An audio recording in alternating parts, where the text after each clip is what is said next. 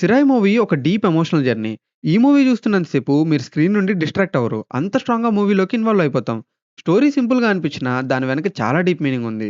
ఒక అక్యూజ్డ్‌ని కోర్ట్‌కి తీసుకెళ్ళి మళ్ళీ జైల్‌లో ప్రొడ్యూస్ చేయడం అనే సింగిల్ జర్నీ చుట్టూ ఈ సినిమా నడుస్తుంది. ఈ జర్నీలో అప్రెషన్, లవ్, జస్టిస్ లాంటి థీమ్స్ చాలా స్ట్రాంగ్‌గా సోషల్ యాంగిల్‌తో చూపించారు.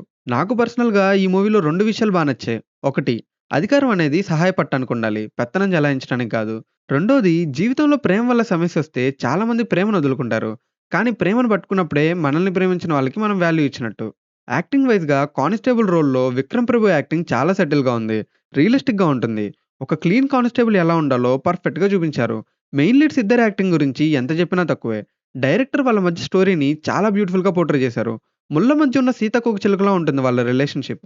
అండ్ ఈ మూవీకి బ్యాక్ బోన్ మ్యూజిక్ అని చెప్పాలి. ఈ మూవీ గురించి ఎంత మాట్లాడినా తక్కువే గానీ, నేను చెప్పడం ఎందుకు, డైరెక్ట్‌గా మీరే చూడండి. జీ ఫైవ్‌లో తెలుగులో స్ట్రీమింగ్ అవుతుంది. అస్సలు మిస్ అవ్వద్దు.